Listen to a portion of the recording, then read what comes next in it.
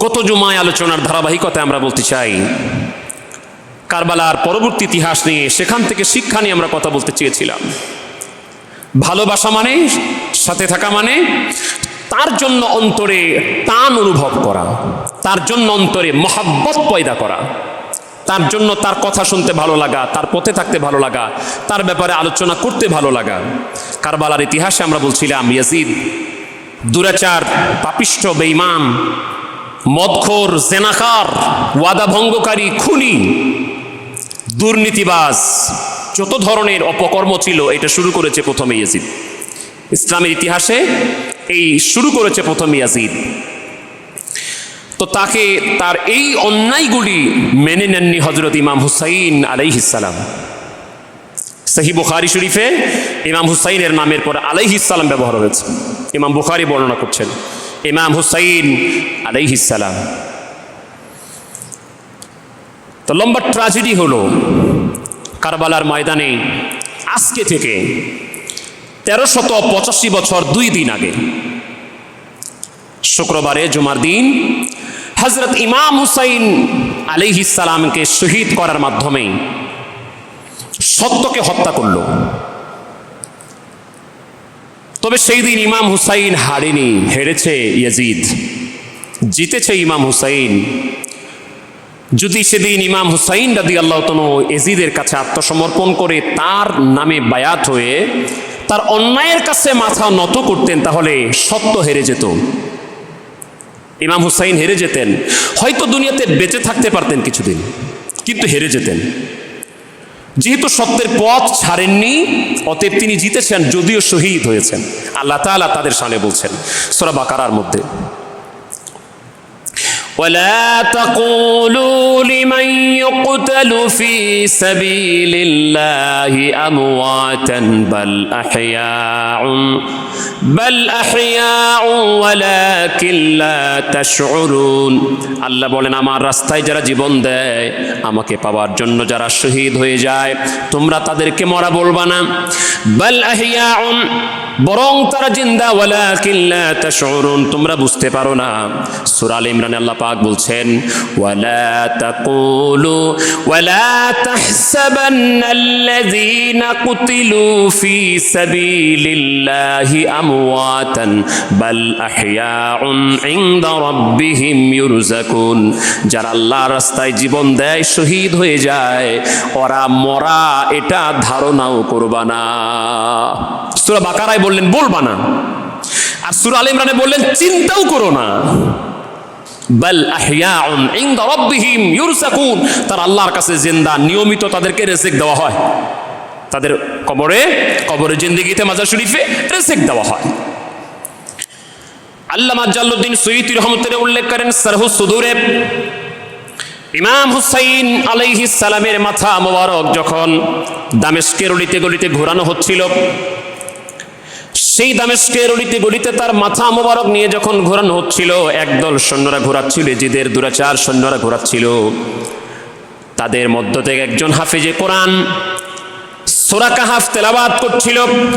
সূরা কাহাফ তেলাওয়াত করতে করতে এক পর্যায়ে তেলাওয়াত করলেন, আম হাসিবতা আন্না আসহাবাল কাহাফি ওয়ার রাকিম কানু মিন আয়াতিনা আযাবা।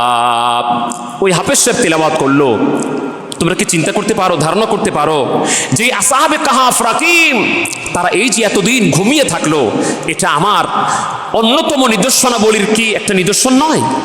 অবশ্যই এটা আমার নিদর্শনাবলীর অন্যতম নিদর্শন যে 309 বছর ঘুমায় থাকলো, তারা মরলও না, তাদের শরীর পচলও না, 309টা বছর আমি তাদেরকে ঘুম পাড়ায় রাখলাম। যে কাহিনী আমরা একটু আগে বলছিলাম, তারা 309 বছর ঘুমিয়েছে, এরপর আবার উঠে খাওয়া দাওয়া করেছে, তারপরে আবার তারা ইন্তেকাল করেছে।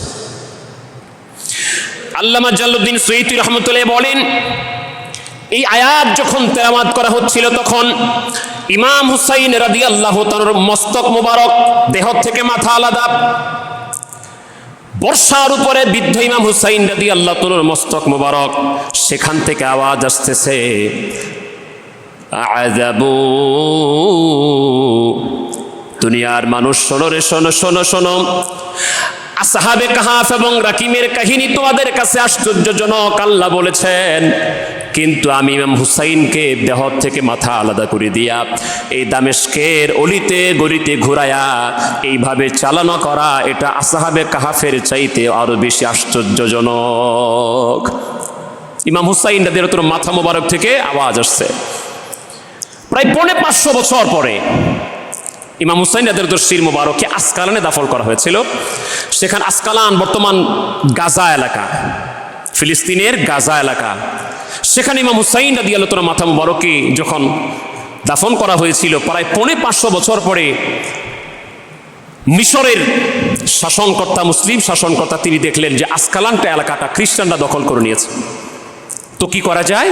তো সেখানে তার জিয়ারত আমরা করতে পারি না, চাইলে জিয়ারত করতে পারি না, চাইলে যাওয়া যায় না। তো তিনি আসকালানের রাজাকে বললেন, খ্রিস্টানকে বললেন, তুমি যদি অনুমতি দাও তাহলে আমরা ইমাম হুসাইন রাদিয়াল্লাহু শির মোবারকটাকে উঠিয়ে আমরা মিশরে এনে দাফন করতে চাই। তো আসকালানের রাজা বললেন, ৩০,০০০ স্বর্ণমুদ্রা যদি দাও তাহলে এটা দিতে পারি। চিন্তা করেন তো, আজকে থেকে প্রায় ৮০০ বছর আগে, প্রায় ৮০০ বছর আগে ৩০,০০০ স্বর্ণমুদ্রা বর্তমান বাজার মূল্য কত হয়? কয়েক হাজার কোটি ডলার হবে। মিশরের বাদশা চিন্তা করলেন, এই টাকা আমার কাছে বড় কিছু না, ইমাম হুসাইনের শির মোবারক এর চেয়ে আমার কাছে অনেক দামি। এতগুলি দিয়ে তারা সেই মাথা মোবারক থেকে উঠে আনার অনুমতি নিলেন এবং উঠালেন। যারা ইমাম হুসাইন রাদিয়াল্লাহু শির মোবারক বহন করছিল সবাই খালি পায়ে আসকালান থেকে মিশরে তিনার মাথা মোবারক নিয়ে এসেছেন। প্রত্যক্ষদর্শীরা বলছেন যে আমরা যখন ইমাম হুসাইন রাদিয়াল্লাহু মাথা মোবারক এই ৫৫০ বছর পরে উঠালাম, তখন নজর করে দেখতেছি ইমাম হুসাইন রাদিয়াল্লাহু কাটা শির মোবারক থেকে যেন টপ টপ করে তাজা রক্ত বের হচ্ছে। ওয়ালা তাকুলু লিমান ইউকতালু ফি সাবিলিল্লাহি আমওয়াত বাল আহইয়াউন ওয়ালাকিন লা তাশউরুন। যারা আমার রাস্তায় জীবন দেয় রে, তাদেরকে মরা কইস না, বরং তারা জিন্দা। ইমাম হুসাইন সত্যের পক্ষে ছিলেন বিধায় আল্লাহ তাআলা নিয়ামত তাকে দিয়েছেন। আর ইয়াজিদ, ওর নামটাও কেউ নেয় না, ওর কবর কোথায় মানুষ জানেও না, জানলে জুতা মারতো, জিয়ারত করতো না। ইয়াজিদ ইসলামের কি কি খেদমত করেছে এবং মক্কা মদিনার কি কি খেদমত করছে, আমরা খুব সংক্ষিপ্ত আকারে দুইটি কথা বলি, শেষ করে দিব। হারামাইন মক্কা এবং মদিনার যেটার মর্যাদা, পৃথিবীতে আল্লাহর সবচেয়ে দামি শহর দুটি, এই হারামাইন শরীফাইন। ইয়াজিদ যখন ক্ষমতায় আসলো প্রায় ৩ বছরের মতো ছিল, বেশি দিন থাকতে পারে নাই। এই বদমাইশ বেঈমান প্রায় ৩ বছর পরে মরে গেছে। কিন্তু এই ৩ বছরে সে মুসলিম ইবনে উকবাকে পাঠালো যে মদিনায় যারা আমার আনুগত্যের বায়াত নেয় নাই, মানে তার বায়াতটা কেমন ছিল, আমরা বিনা দ্বিধায় ইয়াজিদের কাছে বশ্যতা স্বীকার করব, সে যা বলবে সেটা ভালো হোক মন্দ হোক আমরা সেটা মানতে বাধ্য। সে আমাদেরকে ইচ্ছা করলে বেচতে পারে, ইচ্ছা করলে আজাদ করতে পারে, এই শর্তে। তো মদিনাবাসী চিন্তা করলো, না এটা তো বায়াতের সিস্টেম হতে পারে না। তারা চিন্তা করলো, হ্যাঁ আমরা তার কাছে বায়াত হব আল্লাহ এবং আল্লাহ রাসূলের বিধানের আনুগত্য করার শর্তে। সে যদি আল্লাহ এবং আল্লাহ রাসূলের বিধানের পক্ষে আমাদেরকে বলে আমরা সেটা মানবো, যদি বিপক্ষে বলে অবশ্যই মানবো না। এই কথা যখন তারা ঘোষণা দিল, ইয়াজিদ ২০,০০০ সৈন্য পাঠালো মদিনায়, বলল আমার বিপক্ষে যারা আছে যতক্ষণ পর্যন্ত না আমার পক্ষে এসে আমার গোলামি করার জন্য বায়াত হবে তাদেরকে কতল করো, যা ইচ্ছা যেমনে পারো তেমনে করো। মুসলিম এবং উকবার নেতৃত্বে ২০,০০০ সৈন্য পাঠায়া সাহাবায়ে কেরামরা তখনও মদিনায় বেঁচে ছিলেন। সকল সাহাবীর কথা বলবো না, একজন সাহাবীর কথা বলি। আলেমরা আবু সাইদ খুদরির নাম জানে না, এরকম কোনো আলেম থাকার কথা না। এই ইয়াজিদের লোকেরা সৈন্যরা আবু সাইদ খুদরি রাদিয়াল্লাহু তাআলা মুতাসাল্লিলুল কদর সাহাবীর এক একটা করে দাড়ি টেনে টেনে চিরে চিরে ফেলে দিয়েছে। ১৭০০ সাহাবী তাবিকে হত্যা করেছেন। রাসূল করিম সাল্লাল্লাহু আলাইহি ওয়াসাল্লাম যে মদিনাকে হেরেম ঘোষণা দিয়েছেন, সেই মদিনাতুল মুনাওয়ারায় ৩ দিন পর্যন্ত তারা বৈধ ঘোষণা করেছে, যেখানে যা ইচ্ছা তাই করো, ইয়াজিদের লোকেরা করেছে। মদিনার সতী সাধবী হেরেমের ভিতরে অবস্থানকারিণী মহিলাদেরকে ধর্ষণ করেছে, শিশুদেরকে হত্যা করেছে, হাফেজে কোরআনদেরকে শহীদ করেছে। ৩ দিন পর্যন্ত রাসূলের মসজিদে নামাজ হতে দেয় নাই। ৩ দিন পর্যন্ত, ৩ দিন পর্যন্ত তাদের ঘোড়াগুলি মসজিদে নববীর ভিতরে বেঁধে রেখেছিল। ৩ দিন পর্যন্ত নামাজ আজান হতে দেয় না এই ইয়াজিদের লোকেরা। এরপরেও যদি কেউ ইয়াজিদের সাফায় গায়, তাকে ভালো বলাতে চায়, আমরা দোয়া করি তার জন্য, তার কবরটা হাসরটা যেন ইয়াজিদের সাথে হয়। দুনিয়াতে থাকে তার জন্য একটা টান অনুভব করো। তাহলে আমরা দোয়া করছি ভাই তুমি হাসর নসর কবর তোমার ইজিদের সাথে হোক। আমরা ইমাম হুসাইনকে মহব্বত করি, আল্লাহর কাছে দোয়া করি আমাদের হাসর নসর মিজান পুরসিরাত ইমাম হুসাইনের সাথে হবে। সাইদ ইবনে মুসাইয়াব নামক একজন বিখ্যাত তাবি, তিনি মদিনা শরীফের মসজিদে নববীতে তখন ছিলেন। থাকা অবস্থায় তাকেও মুসলিম ইবনে উকবার কাছে নিয়ে যাওয়া হলো হত্যা করার জন্য। তখন সাইদ ইবনে মুসাইয়াব একটু পাগলের বেশ ধারণ করলেন, একটু এলোমেলো ব্যবহার করলেন। মুসলিম ইবনে উকবা বলে মারে দাও। তখন তিনি যখন একটু পাগলের বেশ ধারণ করেছেন তখন বললে এর তো পাগলে মারে লাভ কি। সাইদ ইবনে মুসাইয়াবকে ছেড়ে দিল। সাইদ ইবনে মুসাইয়াব বললেন আমি একা ছিলাম। সুনান দারিমির মধ্যে হাদিস এসেছে, মিশকাতুল মাসাবিতে হাদিস এসেছে, বলে আমি একা ছিলাম এই 3 দিন মসজিদে নববীর ভিতরে। সেখানে নামাজ হচ্ছিল না, আজান হচ্ছিল না, একামত হচ্ছিল না, কিন্তু আমি টাইম মতো নামাজ পড়তাম। কিভাবে? সাইদ ইবনে মুসাইয়াব বলেন আমি শুনতাম যখন নামাজের সময় হতো আল্লাহর হাবিবের রওজা শরীফ থেকে আজান শোনা যেত, কিছুক্ষণ পরে একামতের আওয়াজ শোনা যেত, সাথে সাথে নামাজ শুরু হতো, নামাজের আজান শব্দগুলি শুনতাম। আমি সেখানে দাঁড়িয়ে দাঁড়িয়ে একা একা 3 দিন পর্যন্ত নামাজ আদায় করেছি। ইজিদের লোকেরা নামাজ পড়ে নাই। মদিনা শরীফে এই তাণ্ডব লীলা চালিয়ে তাদেরকে মেসমার করে দিয়ে এই বদমাইশ রওনা হলো মুসলিম ইবনে উকবা মক্কা শরীফের দিকে, কিন্তু প্রতিমধ্যেই বদমাইশ মরে গেল। হাসাইন ইবনে নুমাইর নামক একজন সেনাপতি এই দায়িত্ব গ্রহণ করে মক্কায় গেল। সেখানে ছিলেন হযরত আব্দুল্লাহ ইবনে জুবাইর রাদিয়াল্লাহু তাআলা আনহু, তাকে শায়েস্তা করার জন্য এবং হুসাইনের পক্ষে যারা ছিল তাদেরকে শায়েস্তা করার জন্য। অনেক লম্বা কথা, শিরোনাম একটু বলছি।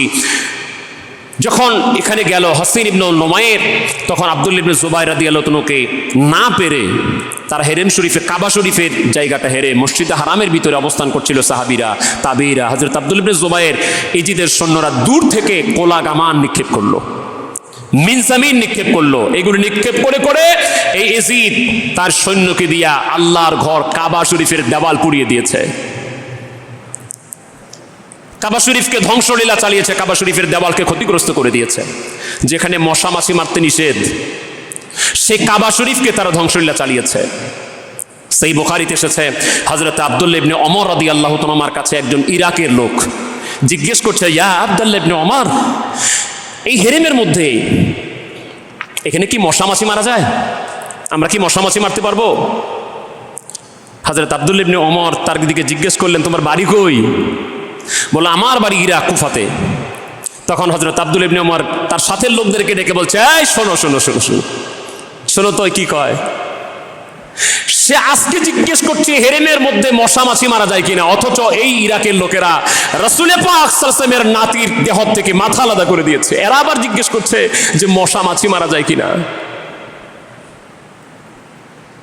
তাহলে আমরা শেষ কথা বলছি, সত্যের পক্ষে থেকে জীবন দিলেও জিতা যায়, অসত্যের পক্ষে থেকে দুনিয়াতে জিতলেও মানুষ হেরে যায়। এই জন্য সত্যের পক্ষে থাকা, সঠিক পথে থাকা, এটা অনেক বড় নিয়ামত। আল্লাহ পাক আমাদেরকে দান করুন। আসসালামু আলাইকুম ওয়া রাহমাতুল্লাহি ওয়া বারাকাতুহু।